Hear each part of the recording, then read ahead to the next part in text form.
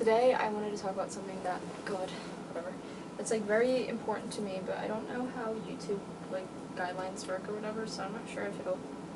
stay up, but whatever. But I want to talk about sex, but obviously not in like a sex ed kind of way, but how I think it's a very important way that the patriarchy has controlled women and anyone that doesn't identify as a man in today's day and age, and even like years ago, you know? Because I remember I've always had these conversations with my friends about how do you define sex, like what is the very definition of it, you know, because it's like a very subjective thing.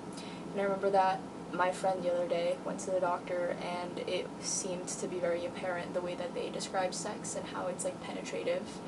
and not only penetrative, but the thing doing the penetration is very phallic. And I always thought that was really interesting because to me I feel like what sex is not only a very subjective thing, but it is a very site of power where men have been able to exploit women, because stereotypically in heterosexual relationships you always have the woman not being able to orgasm. And I think that the very fact that something that is supposed to literally is just supposed to be pleasurable, taking away like the idea of like having like wanting to have children, and that very site of pleasure is completely like denied for women so often, I think is how the definition of sex has become patriarchal, in the sense that not even just the fact that it is seen as this penetrative act, but that the very act oftentimes for women who it's their first time, they also, I'm abstaining from using the word virgin because I don't believe in that shit. Anyways, for women, when it's like their very first time, they should be expecting pain, and that they should be expecting some discomfort. But that's never like the case for men. You know, for men it's always going to be a pleasurable experience, no matter whether they are experienced or if it's their like very first time. And so I think that's like the very idea that you introduce something that is meant to be pleasurable for women as something that is going to cause them pain, and this is an assumption that most women don't derive pleasure from pain, it is a very contradicting statement to be made. And then on top of that you add the idea of religion to it, and that so many religions have this idea of purity and saving oneself for marriage, where it's like,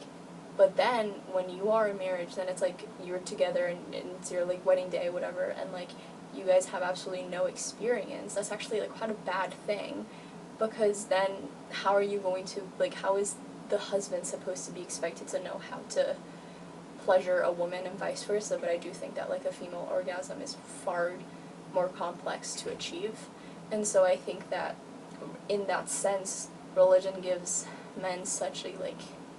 leeway, because they're like, well, you can't expect them to know, and it's not forced upon them to learn more about the female like sexuality, because why would they don't gain anything from that, you know? At the end of the day, if his wife can orgasm, doesn't really change whether or not he can orgasm 9 out of 10 times, you know? And so I think that it's become such an exploitative, passive thing for the patriarchy, where it's like I don't necessarily think it took a lot of thought behind it. It was how the dynamics were formed, and it just became more and more one-sided towards the man, and it was again like very passive. Like the man literally has to do nothing for